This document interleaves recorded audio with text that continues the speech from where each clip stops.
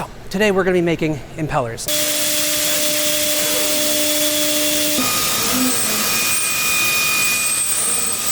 Now, impellers are one of the coolest things in the CNC machining world, but one thing I see a lot of people get wrong about these things is they take forever to make them. People have told me that this should take 1.5 to 2 hours to make. If you even look it up with AI, it'll tell you this should take 1.5 to 3 hours to make. Well, I've got it to run in less than 30 minutes. And to be honest, I get why people make this mistake. I'm gonna show you what they're doing wrong and how you can get around these long cycle times with impellers. And yeah, from today forward, you will never have to struggle with making an impeller again. Let's get into it. This is gonna be a pretty interesting video.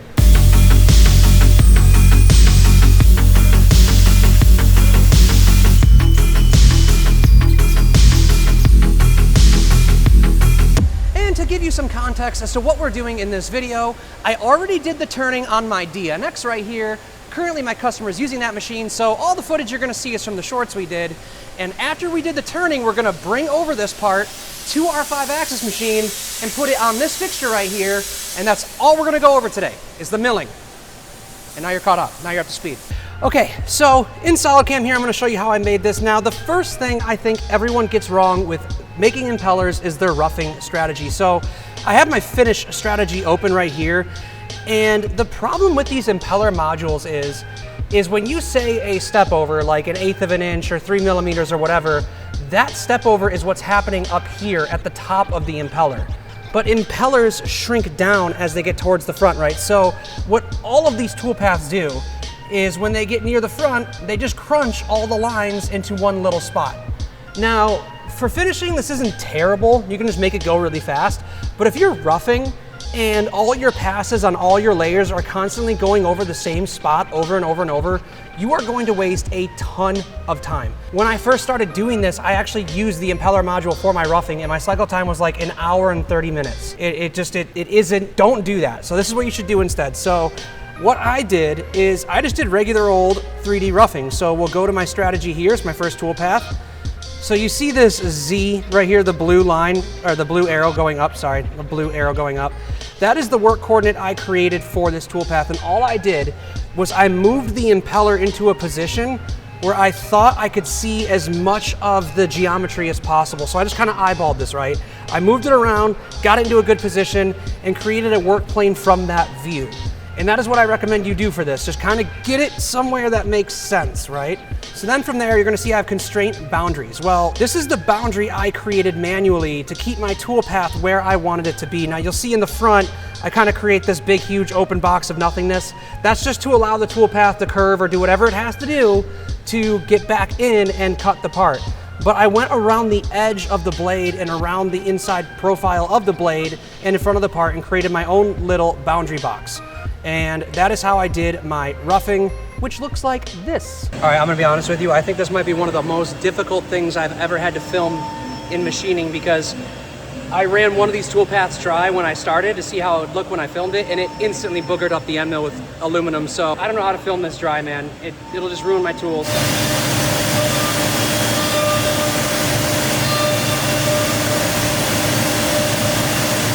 And as you can see, because the way these toolpaths work, how they look at the material and just cut as little as possible, this is gonna be a lot faster than just going back and forth forever. So the total cycle time on this, I think, came out to be like 3 minutes. Take a quick look here. It says 5 minutes on here, but I think on the machine it was like a minute quicker than that. So it was, yeah, it was like 4 minutes to rough out this whole part. So I'm not quite done with that tool yet. I want to even out the impeller a little bit so when I do my finishing tool paths, it, isn't gonna like gouge or anything crazy like that.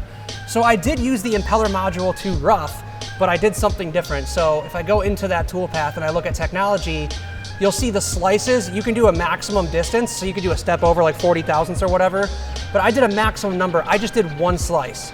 And what this did is it just went right up the middle of each blade and kind of just smoothed out those steps. So I'll show you how that looks too. Dude, it is so hot in here. There's no AC in here, I hate it. Well, on Sundays. All I did for that, again, roughing through the middle, try to get rid of some of those high spots. Real quick tool path at 250 inches a minute, just goes around like that. But we are not done with the 6mm end mill. We have one more thing we want to do with it. So now we're going to do a swarfing operation on each blade, and you'll see why immediately. I'll just go into the simulation and show you. This was needed because when I created that work plane, the rough edges on the blade were so significant that the finished tool would actually gouge into the blade, and that's not good. We don't want that. We want a good looking impeller. So this will actually come in and just go along each blade.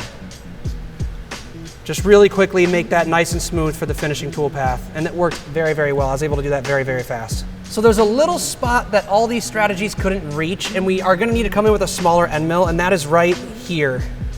If you look right here inside the impeller, there's a whole like cavity that's still full of material, and if we try to run our finisher through that, we're just gonna absolutely obliterate it. So for the final thing I'm gonna do to rough out this impeller, I'm gonna take a 4mm end mill and I'm just gonna attack that little cavity I showed you that is still full of material. Now, the only thing I did different is my boundary box. So as opposed to the other one that completely covered all of the blades, I just created one that just like kind of covered this little thin blade section between the splitter and the left blade, just so it just goes down in there. I even restricted my Z height so it doesn't waste any time cutting anything it doesn't have to. And yeah, that looked like this. It actually really honestly did a good job for a little 4mm end mill. This is what the 4mm rougher looks like. So yeah, as you can see, there was quite a bit of material left there. That was how I pretty much got the impeller roughed out. Now from this point on, we can start finishing. Everything you're gonna see from this point on is the impeller module. Now, one thing I was worried about was the corners. I didn't want the corners to chatter too much. So I did do a semi-finish pass with the tapered ball I used to get into the corners and get them as close as finished as possible. See if we can watch that. Yeah, this is just gonna come in and hit all these corners. That's all it's gonna do, is just hit those corners, because you can see there's quite a bit of stock in there, and I just wanna get that out so when I do my finish pass, it all looks uniform, it all looks good. This was ran at 18,000 RPM at like 270 inches a minute. Yeah, I'm at 18,000 RPM at 270 inches a minute. So the next thing I'm going to do is I'm gonna finish the hub. Now, the nice thing is with the SolidCam impeller multi-blade machining module, if you go up here, you'll see you have hub finishing, roughing, which I don't recommend doing the roughing at all unless you absolutely have to. Blade finishing, hub finishing, and then fillet finishing. This is just gonna be the hub finishing. And basically, you just select a tool and just, you know, select your different geometries. It's very simple. So, as you can see here, I select the blades I wanted to avoid. And then I select the hub, which was this whole thing down here, which is covered in toolpath. You can't see it, sorry. Let me turn that off. So like, here's your hub. So you may notice when I selected the blades that there's only 3 selected, and that is because to make your life a little bit easier, you can go down to stock and transformation, rotation, and just tell it how many amounts of pockets you want it to do.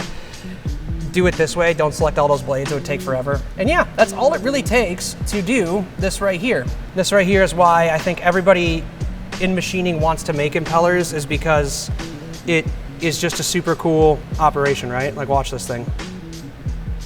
I know 5-axis people are used to that, but I'm like from a screw machine shop background where we programmed everything by hand. Even when we did stuff on mills where we used Mastercam, it was all 2D little stuff. Never ever thought in my life I'd ever be doing something like this with a 5-axis machine. This is the longest part of any impeller operation, if I had to guess. This took about 17 minutes, 16 minutes. Now for the last thing, again, we're using the impeller module. Even though we're doing swarfing, I use the impeller module because I can just keep the same stuff I selected from the last one, save and copy it, and then just say blade finishing up here. And that's actually kind of it. Like, it's really easy. And you'll notice I did 2 of them. I copied and pasted that operation. That was necessary to make the blades look as good as they do. I'm trying to go fast here, right? So I'm not leaving a smooth face for that to come in and try to swarf around it, right? I'm just flying through it. So yeah, I did 2 passes and it looked great. And that was what it took for me to get this down to 30 minutes. How quick did I explain that? This thing's going on for 15 minutes, wow.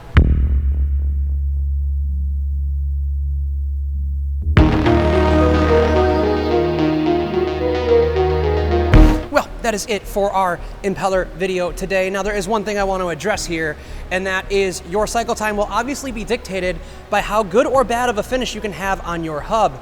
Now, I did a 1mm step over and got a 27-minute cycle time, but if you did like a 0.05mm step over and run it for 3 hours, yes, you can get a beautiful finish like that.